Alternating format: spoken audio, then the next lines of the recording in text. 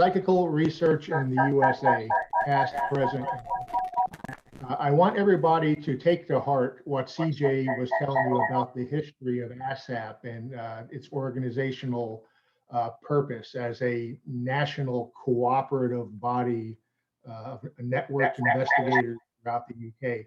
Because what you guys have there with ASSAP and to a degree with the SPR is completely different than the situation we have in the United States.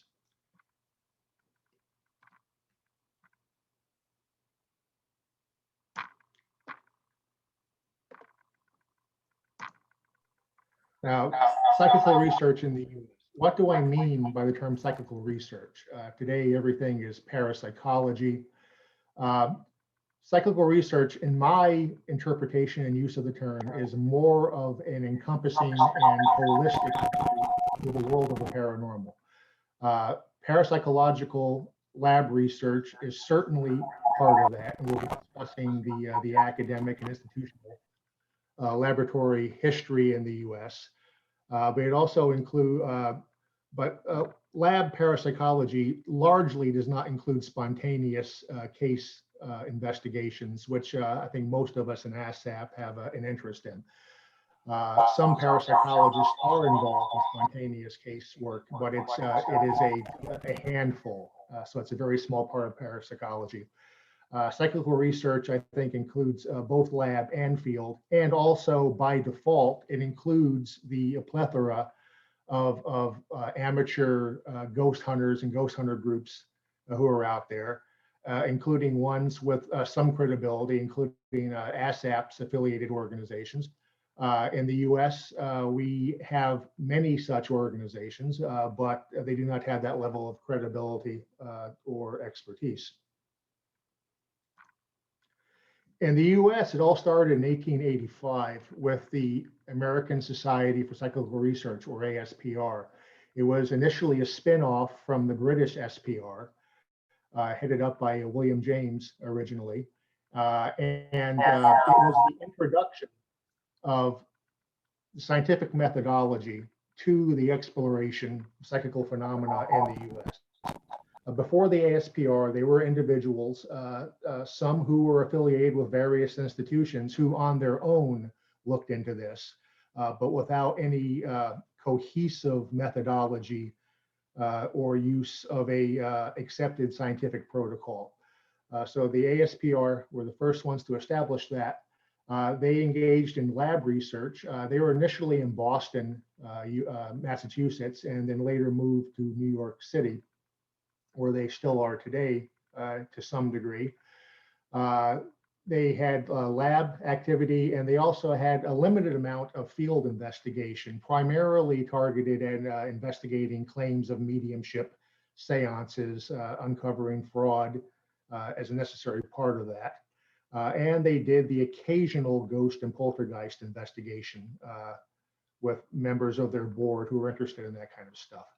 Also, of great importance to U.S. psychical research. They were the first ones here to publish a journal, proceedings, and eventually a newsletter, and to hold conferences and lectures, mainly based in New York City. And that activity, both the journals and the lectures and conferences continued into the early 21st century.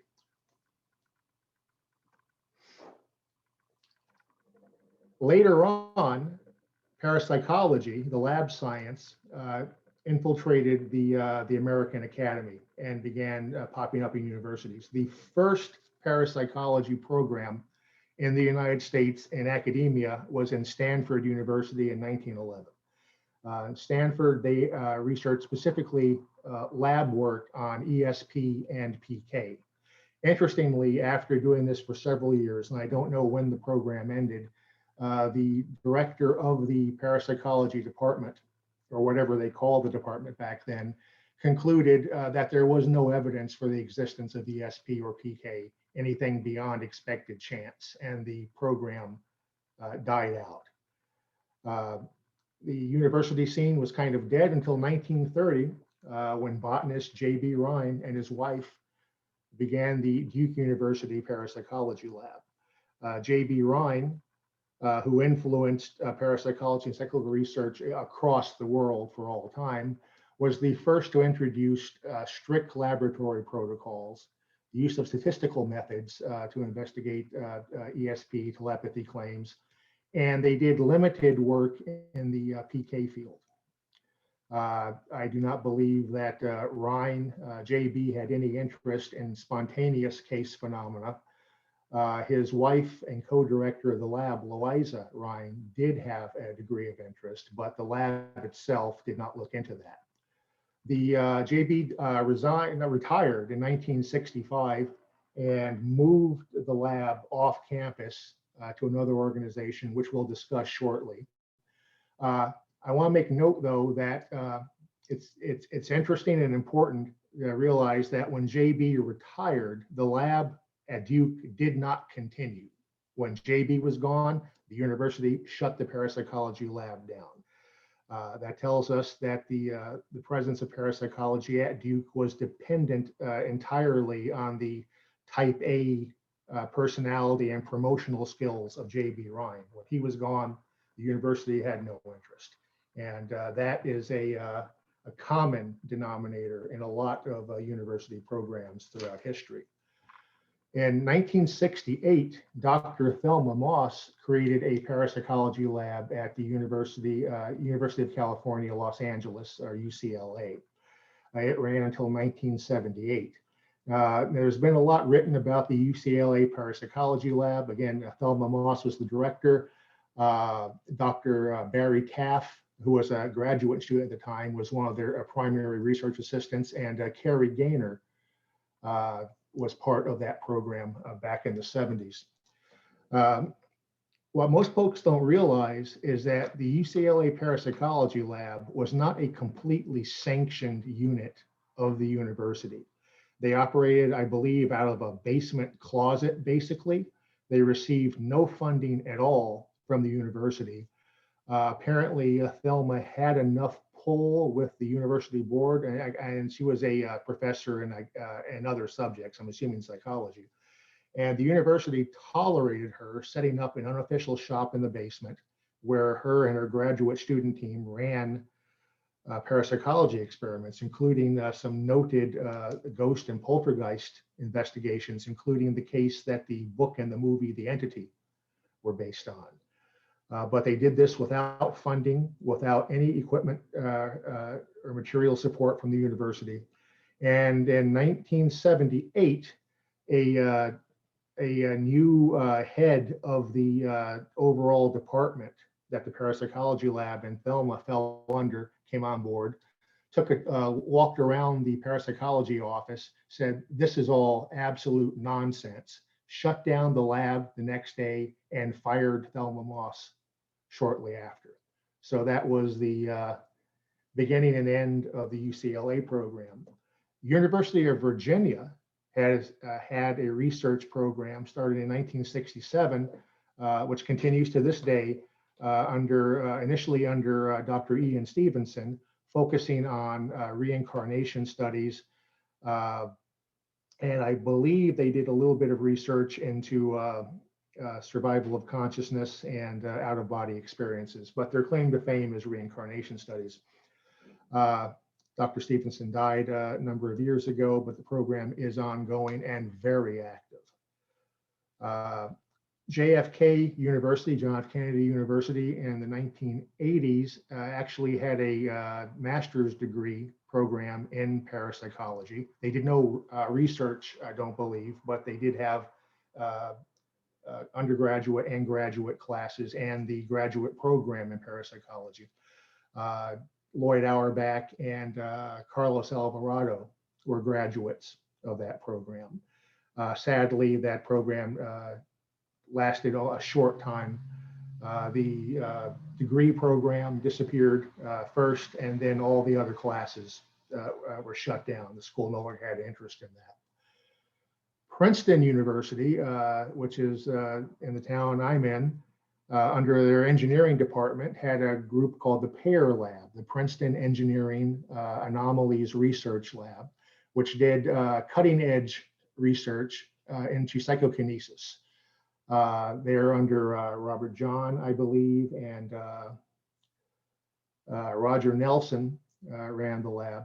And they developed different machinery and computer devices, did multiple tests to see if the mind could impact and affect these devices. And one of the experiments that intrigues me greatly is apparently they are able to demonstrate the bending of a laser beam by mental intention alone. And it was repeated a couple of times.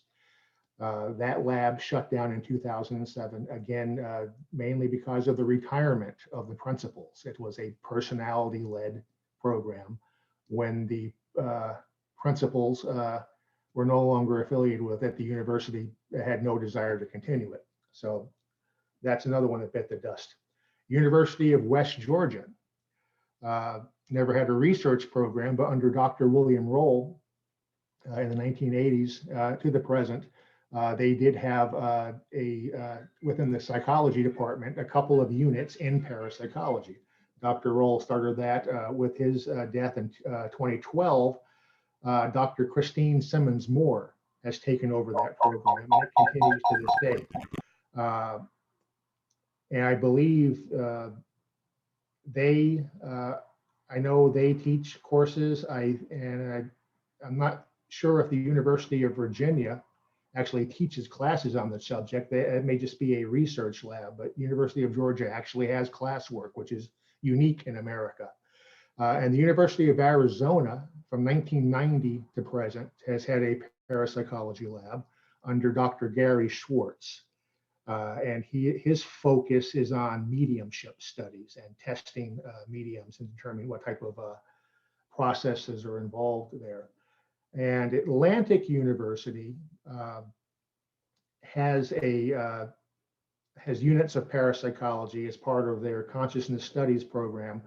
And their program is highly advertised and touted here. The problem with Atlantic University is they are not a regionally accredited university in the United States. I don't know how it works in the UK and in Europe, but in the US, we have two types of accreditation for a university. One is regional. We have a north, the south, the east, and the west regional accreditation body, and national. The regional bodies for accreditation are the ones that count. If you get a degree from a regionally accredited university, a bachelor's degree, and you want to get a master's degree at another university, your bachelor's degree, which is accredited, will transfer to another accredited university for a credit transfer and as a prerequisite for an advanced degree.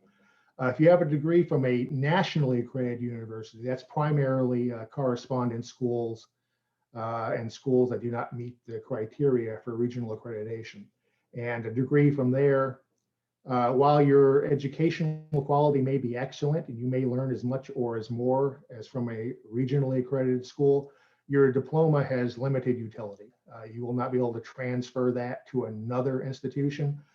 If you want to work for the US government here, and the requirement is you have a college degree for that job, nationally accredited universities do not qualify for that. So I would think twice about spending my money to go to Atlantic University.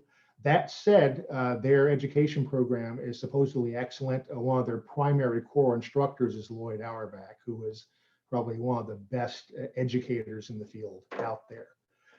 With all of these programs, except for Atlantic University and the University of West Georgia, I think it's interesting to note that none of them call their programs parapsychology. They have various euphemisms: consciousness studies, anomalous cognition, anomalous psychology. The word parapsychology has a stigma to it, which has increased since the 1970s to present day. And a lot of institutions and researchers are moving away from that term. Outside of academia, there are a number of institutions which have and still exist in the US today, which do laboratory psychical research or provide a support function to support parapsychologists through sponsorship, funding, grants, networking. Again, the first of those was the ASPR from 1885. Their modern era activities until the early 2000s involved lab research. ASPR had its own integral lab for telepathy, out-of-body experience, PK, and OOBE, and Gansfeld studies. I believe it was on their second floor they had that lab.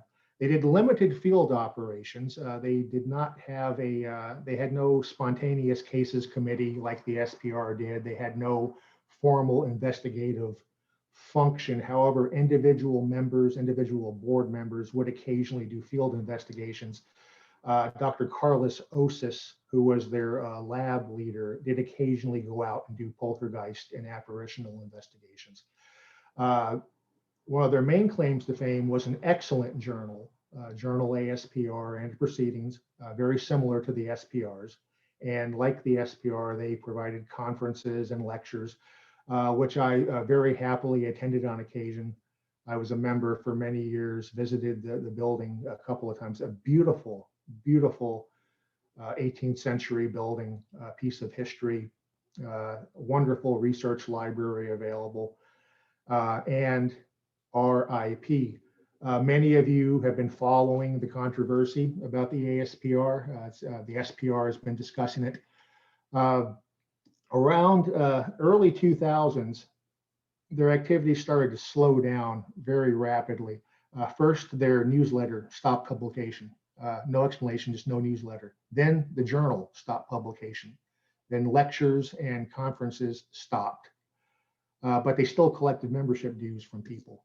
Then after a while, by 2012, 2013, they were no longer even trying to renew memberships. They're completely inactive. And since 2012, 2013, the ASPR exists in name only. They still have a website. People are not allowed into the building, even though they have posted public hours. Cal Cooper was telling me not long ago that he has a friend who lives in New York, and he sent his friend to the ASPR a couple of times to knock on the door and sit on the steps and try to say, hey, the SPR is worried about you guys, and no one will answer the door. I know at the SPR, several people are concerned about this. Cal Cooper, Alan Murdy, Tom Ruffles, all have discussed this problem. It's been suggested that possibly the president of the SPR, on letterhead, write a letter to the director of the ASPR and possibly, offer assistance, maybe even to, save the archives and the library if the ASPR is in danger of losing that stuff. Our concern is that a vast archive and library, including artifacts from the heyday of 1800s to 1930s, mediumship and ghost research, are all going to wind up being sold on eBay someday. The building itself was listed for sale in the New York real estate market for a while, but now it's been pulled off the market for some reason. No one really knows what's going on. I understand there is an investigation going on in New York State because ASPR is a charitable organization. Is required to operate under certain standards for that, which apparently they cannot be operating under those standards now. Things are being investigated apparently, but sadly, as it stands now, rest in peace. The ASPR is dead. Rhine Research Center, which is with the death of the ASPR, the Rhine is now the definitive voice of parapsychology in the United States. After the Duke Lab moved off campus in 1965 when J.B. retired, he changed the name of the organization to the Foundation for Research on the Nature of Man. It existed as that for many years. And then more recently, it was rebranded as the Rhine Research Center. The Rhine, as they call it, does lab research. There is no field or spontaneous case investigation capacity. They have no interest or involvement in that. Back when Richard Broughton was the director, they did have, informally, they had a Rolodex of trusted field investigators. that they can make referrals to, that if somebody called the Rhine and said, hey, I have a ghost or poltergeist, and people remember, the Rhine, the Duke University lab, that's the first place they think of to call. So the team then would go through the Rolodex and refer them to somebody else. I got a couple of referrals from the Rhine back in the day.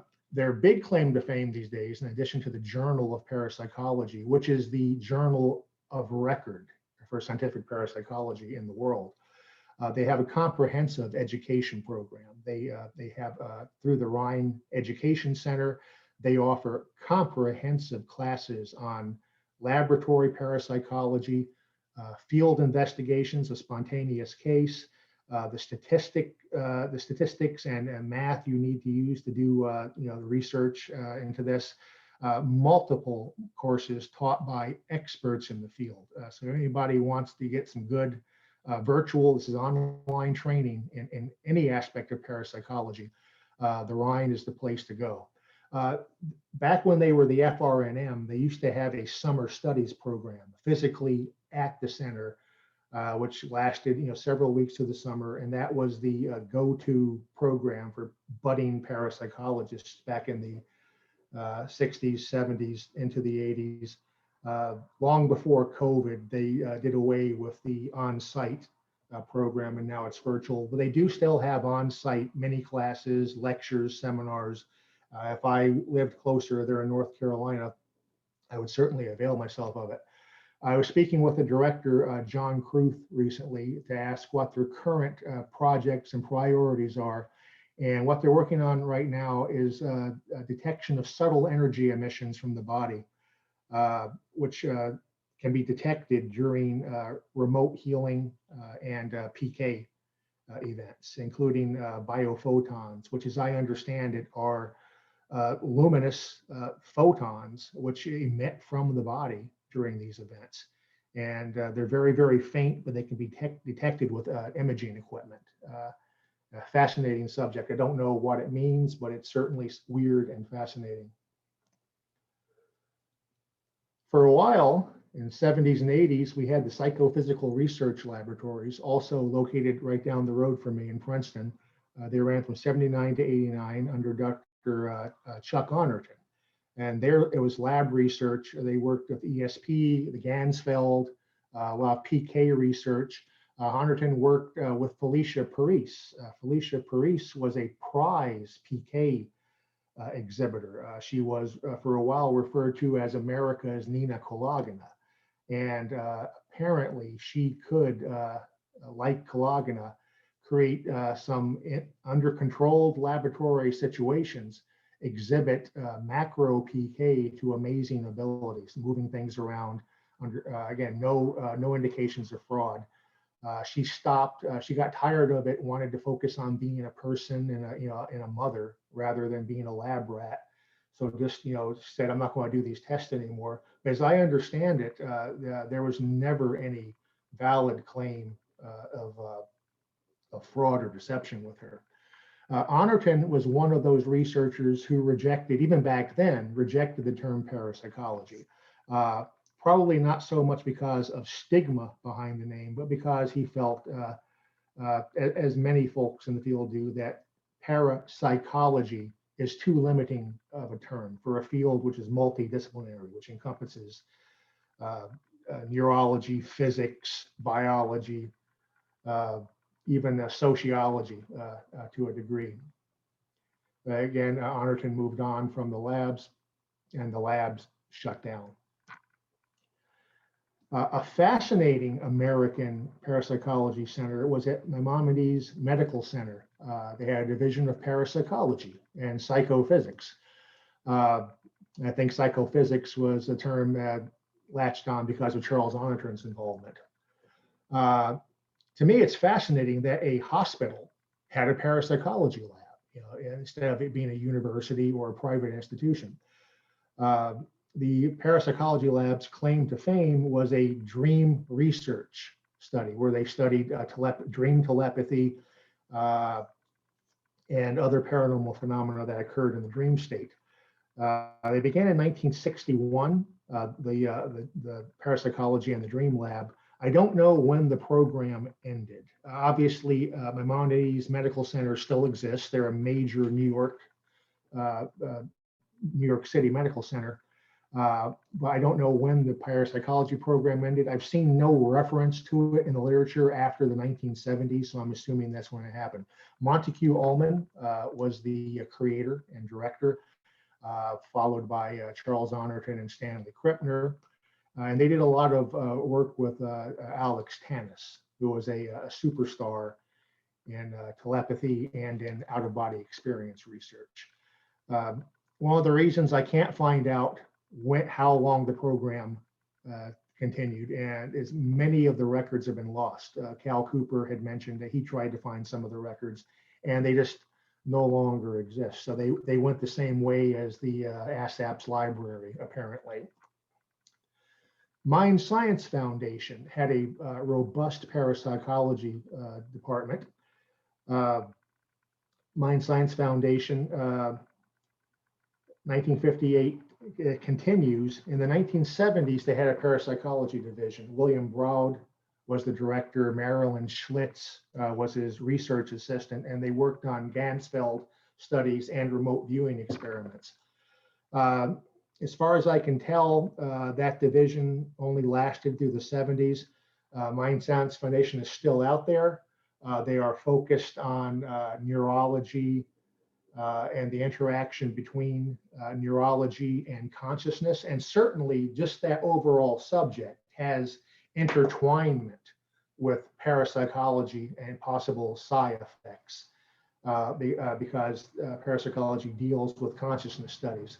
But the term parapsychology is no longer used by the institution. And I suspect they are focused more on clinical healthcare operations. Again, another groundbreaking organization, which sadly is part of the past. The organization, which has been around a while and is still going strong, thank goodness, is IONS, Institute of Noetic Sciences. This was formed by Dr. Edgar Mitchell, NASA astronaut, man had been to the moon. He had the wherewithal and apparently some of the money to create a lab to look into unexplained functions of the human mind. Currently, the lab does research into channeling, genetic component of telepathy, particularly they're doing a project now on telephonic telepathy, remote healing, and they are the administrative home and the analysis branch of Roger Nelson's Global Consciousness Project, which is an international project to see if global worldwide thought can affect a series of random number generators that are embedded in locations throughout the planet. And the idea is for globally traumatic events, 9/11 in the US, the COVID situation today, any major event where there's going to be an emotional response from huge numbers of people around the world simultaneously, they want to see if that affects the randomness of the REG machines. And in some cases, they seem to have had some interesting, intriguing results with that. Other cases where they sort of expected to see a result, they haven't. So it's still a research project with no definitive conclusions. Society for Scientific Exploration, they are a support and networking organization. They do not do any type of research themselves, but they provide a journal and conferences to allow independent researchers to publish their research and for to be back and forth and to attend conferences. And they provide funding for this, an important organization, and they thankfully are still ongoing. WINDBRIDGE Research Center. This is under Dr. Julie Weichel and Mark Boccuzzi. They've been around since 2008, originally as the WINDBRIDGE Institute. They focus exclusively on mediumship studies and do research testing mediums. And they believe they have established the legitimacy of a number of proclaimed mediums. And they publish a journal, have other publications, they have an interesting website. They're still going strong. When I mentioned previously about the problem of a unit, which is led only by one individual, or at least kept afloat by the marketing skills and type A personality of that one individual. Several of these groups, the WINDBRIDGE Research Center, if Julie Weichel and Mark Bacuzzi, retire one day, one wonders if that program will continue. Psychical Research Foundation, another one of the big daddies in U.S. psychical history. Dr. William Roll, back in 1961, created the organization. They did lab research, mainly into PK, and field research into survival, ghosts, PK, poltergeist, out-of-body experiences. Back when Dr. Roll ran it, they had a network of affiliated field investigators that they called field reporters. This was actually unique in the US. No other organization has had accredited field investigators a la ASSAP's approach. And I've worked with a couple of these investigators in the past on cases. After Dr. Roll died, however, in 2012, I believe, the organization went defunct. It was one of those groups that was, led by one man. A few years ago, not long, it was resurrected by the current director, Richard Conser, and Brian Williams is the primary parapsychology research director there. And they are continuing to do research into survival and poltergeist activity. But alas, they no longer have a field network of people to send out to look into things. Parapsychology Foundation, another one of the important institutions we have in the States. 1951, medium Elaine J. Garrett created the organization, which was a fortuitous and very nice thing. She was a medium, she gave readings and had claimed she had certain abilities. But she also had an interest in the science behind, what she experienced and what she felt she was doing. So she funded and created an organization to look into the science behind it. The organization does not do research, does not do any type of field work, but they're a support organization. They provide grants and funds to researchers to do their programs. I know they supported Dr. Cal Cooper to help fund a visit to the US a few years back. They have educational programs, which are archived on YouTube, and very worth checking out. They used to have a lecture program, a robust lecture program, similar to ASPR's. I've attended a couple of theirs. Again, with COVID, everything is virtual right now, but I'm hoping for them to resume their live functions. Excellent publications. They have a book publishing arm, or they did, called Helix Press. They published several books. They published a book by Tony Cornell on psychical research, an excellent book. They published for a while the International Journal of Parapsychology, which was one of the big journals in the field. Sadly, that's been out of publication for a long time now. But they are getting ready now, as we speak, to launch a new journal called the Journal of Anomalous Experiences and Cognition. And we're all looking forward to that. And like ASPR, they have an excellent research library currently located in Long Island. Now, of all the US parapsychology research and labs, the big daddy of them all was my employer, the United States government. Starting at least in the public arena that's been revealed, it started in 1970, the CIA started a program called SCANIT to see if they could do remote influencing and remote viewing of foreign enemy targets. From Project SCANIT, it went by several names over the years. Grill Flame or Flame Grill, a few others. Eventually, the name was consolidated into Stargate, and that's the program we all hear about today. CIA gave up the program. The Defense Intelligence Agency, DIA, took it over in the 80s, I believe. You notice I don't have a date of ending. According to the public stuff that's being published now, the program went until the 1990s, then stopped. Just like we were told that US government investigation of UFOs all came to an end in 1969 when Project Blue Book closed. And yeah, we believe that. They just changed the name of the programs and relocated it and changed the acronyms.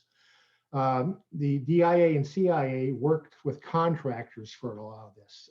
Stanford Research Institute, Science Applications International, and so most of the actual remote viewers were contractors, and these are the names that we've all heard. Keith Harari, Ingo Swann, various others.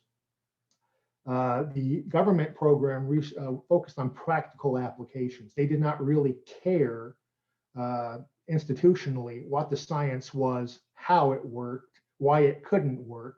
They cared about, can we do this? Will we get actionable intelligence on it? And guess what? They did. The CIA and DIA determined, despite the mainstream media's claim that, oh, the program was ended because it didn't work, it did work. They had some outstanding, unarguable successes. The problem was they decided that the amount of successes they got compared to the failures and with all the funding they put into it did not justify the expenditure. They could get better results from using human spies on site, using satellites, etc. But they never said the program did not work. They established the reality of psi, of clairvoyance. Intriguingly, this operation was the largest and most funded parapsychology program in US history, maybe in world history. Millions of dollars were spent on this program for many years. Now, millions of dollars for a government or military program it's small potatoes. But think about it. In institutional parapsychology, where parapsychology labs in colleges shut down because there's no funding, where researchers cannot afford to travel overseas unless they get a grant of a few $100s from one of our support organizations, like the Parapsychology Foundation. When the SPR gives grants, which I understand are probably in the hundreds of dollars, to maybe 1,000 or 2 at most, for a program to operate for a couple of decades with millions of dollars, that is impressive. That's substantial, and they are able to get results. 2 of the results, which intrigued me the most, they determined that yes, the effect is real. It is clairvoyance. They didn't call it clairvoyance because that term has baggage with it, baggage with mediums and seances.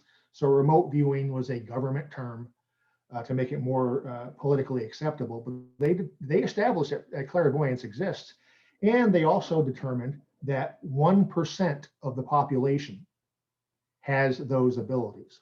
1%. Which is intriguing because there's a general trope in our field that, oh, everybody has ESP to a degree. Just, people develop it to different degrees. Government says, nope. In their tests, they found that only 1% of the people have this ability and can be utilize it, practically. They also said this skill cannot be taught and cannot be learned. Either you have it and you can use it, or you don't.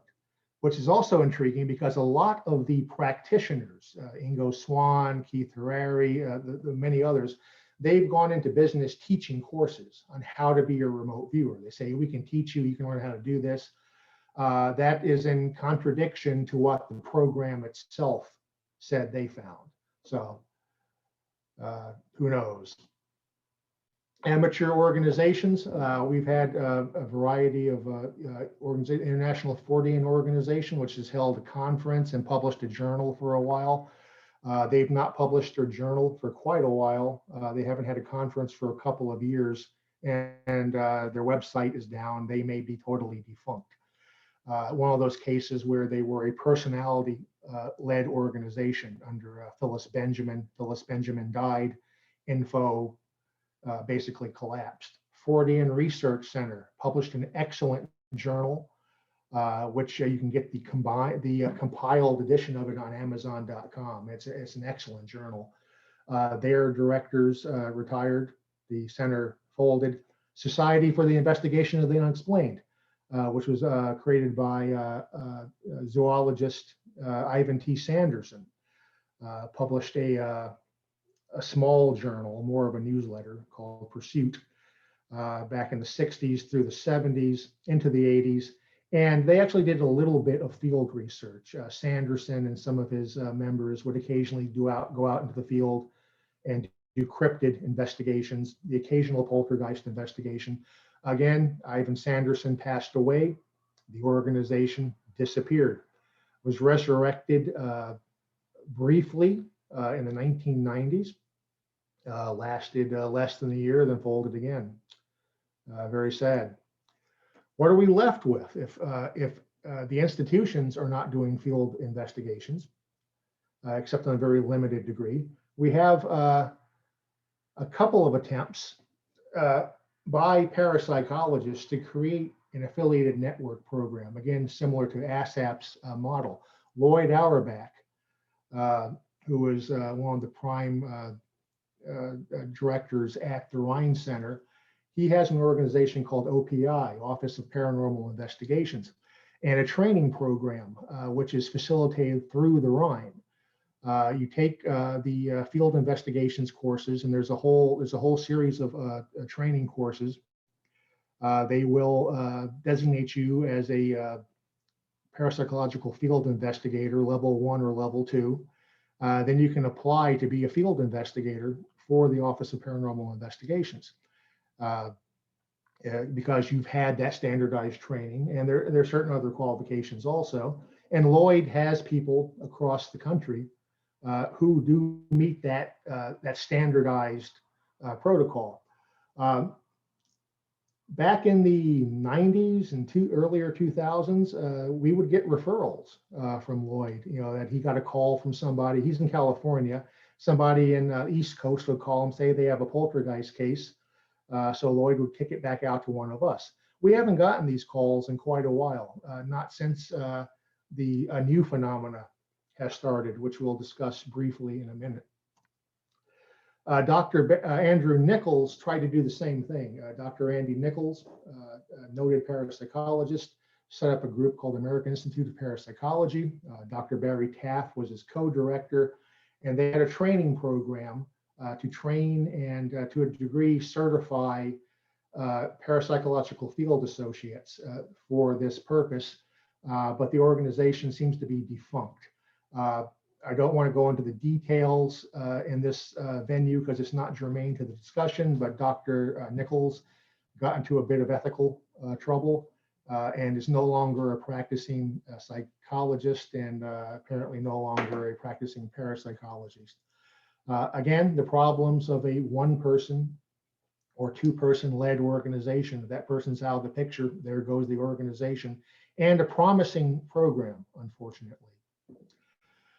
Outside of institutions, there have been a number of American researchers who have gotten a claim to fame for being a known and effective spontaneous case field investigators. Hans Holzer certainly comes to mind. D. Scott Rogo was one of the greats. Raymond Bayless, who sadly a lot of people don't know about. Raymond Bayless was Rogo's co-conspirator on several investigations and co-wrote Phone Calls from the Dead with Rogo. But Bayless by himself was an incredible investigator and wrote some outstanding books. So if no one knows Raymond Bayless, Google him and check out some of his work. Kerry Gaynor and Barry Taff, who originally were with UCLA, went on to a career as independent poltergeist and ghost investigators, and Lloyd Auerbach, of course. But again, that's a handful of people. I mean, literally an alien handful, 6 fingers.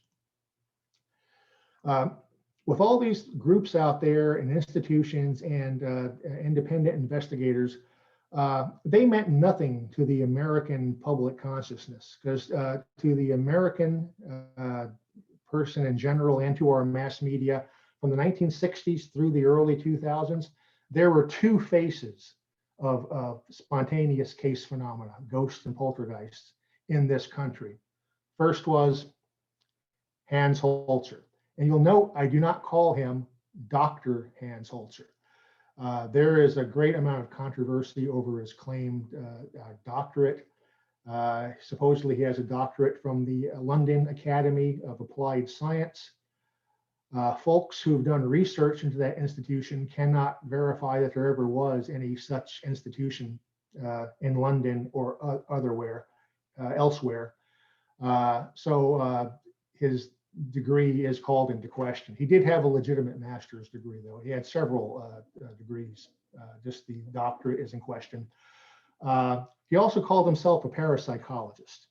Hans Holzer, whatever he was, and I think he was a good conscientious researcher, was not a parapsychologist. He did not use parapsychological protocols. He did not use scientific method or controls. And he actually scorned parapsychologists and the methods they used. So we can call Hans a psychical investigator, but he was not a parapsychologist. He worked exclusively with mediums. That's all he did. He did not use any other techniques. Just you bring in a medium to a haunted location, whatever the medium said, he accepted without criticism and published his findings in his books. Not saying he was wrong. I'm just saying he used a unique method that is not the parapsychological protocol. Now, the other face of ghost and poltergeist in the American consciousness makes you long for Dr. Hans Holzer. Some of you guys may recognize the picture, Ed and Lorraine Warren. From the 70s until their deaths, and Lorraine died a couple of years ago, Ed a few years earlier. They were, as far as the news media, as far as, if people wanted to call and say, hey, they have, noises in their house at night, you called Ed and Lorraine Warren. Any news interview about the subject, Ed and Lorraine Warren. I took this photo at their house. I was a guest at their house once, got to spend some time with Ed and briefly with Lorraine. Met them more than once. I could do a different lecture entirely on the Warrens and my experiences with them. For this lecture, I will just say to be the face of the paranormal in the United States, we're in sad days in the United States. But the day that changed everything, that even knocked Ed and Lorraine out of the water, October 6, 2004, the field was taken over by 2 plumbers from Rhode Island.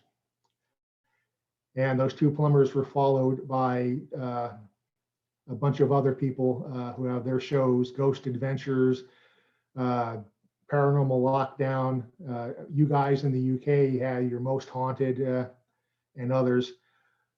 Everything changed 2004. No longer is the Rhine Center a source of information or expertise. No longer is Lloyd Auerbach or Carrie Gaynor a source of information or expertise. I certainly am not called by anybody anymore. We have a new paradigm.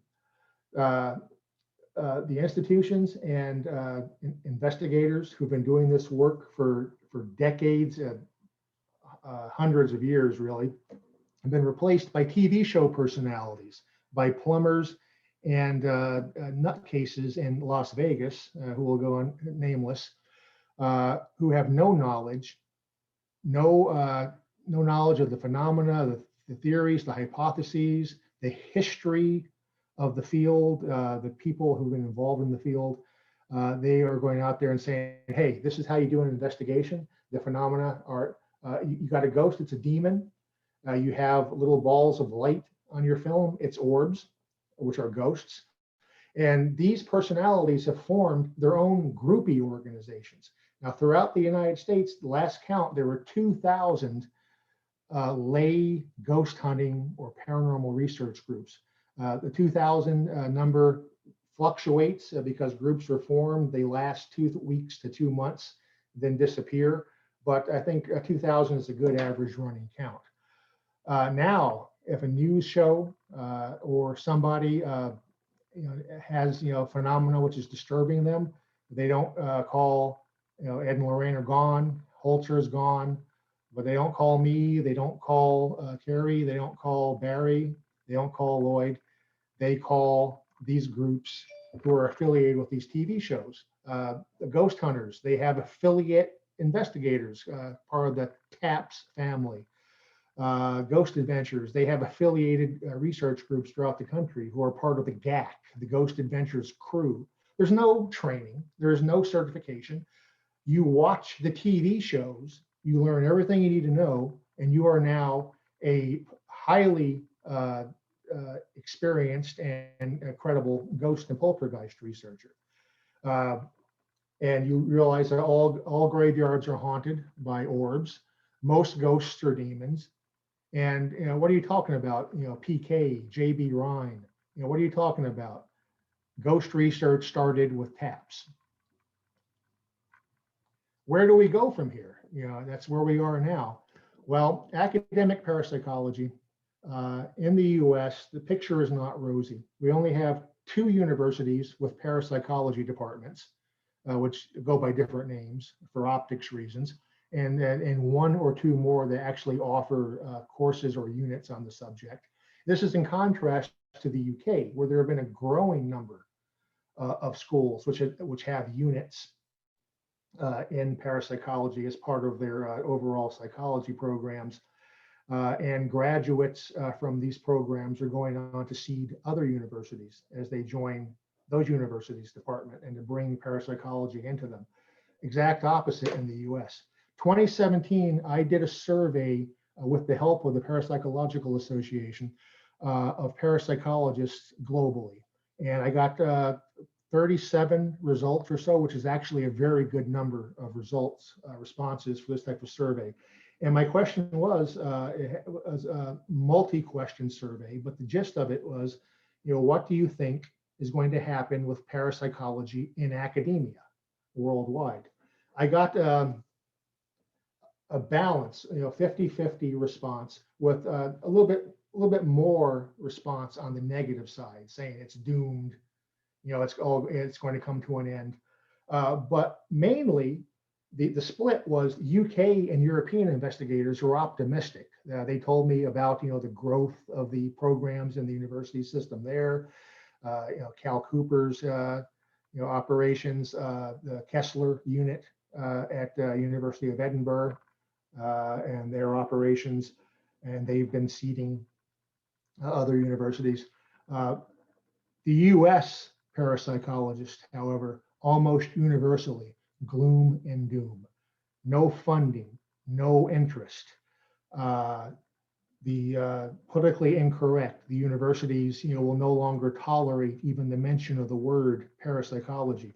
Even if a professor or a research assistant in a university here has an interest in the field, but does nothing at the university about it, doesn't teach it, doesn't discuss it, but they go out on their own and they write journal articles on the subject, they are in constant danger of losing their tenure or not becoming tenured and losing their job. So there is a fear here within the parapsychological community.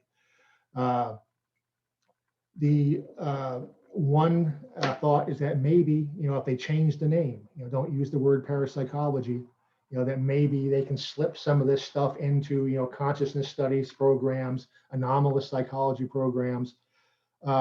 It's sad that we even have to think about doing that, but if it works, great.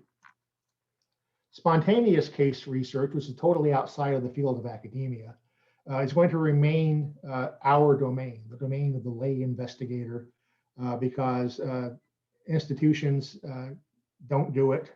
They don't have the resources.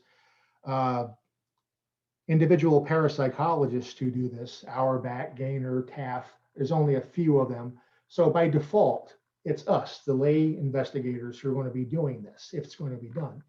Unfortunately, in the US, and even if I was talking about the UK, I'm certainly not referring to ASSAP members in this. It's a different creature. But the average layman in the US doing this are these groupies, are these people who are affiliated with these TV shows and who are out there running around in graveyards and in people's attics saying, my God, you have demons in your house. We have to burn white sage and do a seance to get rid of them. That is the new paradigm. it is sad. These folks are they are untrained, uneducated, have no critical thinking process, and they have never read a book on any of these subjects and never will. Where do we go? I'm not optimistic. Let me tell you personally, if I could move to the UK and work, with SPR and ASSAP on some stuff, I would do it in a heartbeat. Here, I'm just trying to, fly the banner to educate people that there's more to the paranormal than you see on these TV shows, and what you see on these TV shows is not parapsychology. It is not psychical research. It is entertainment. And that's where we stand in America today.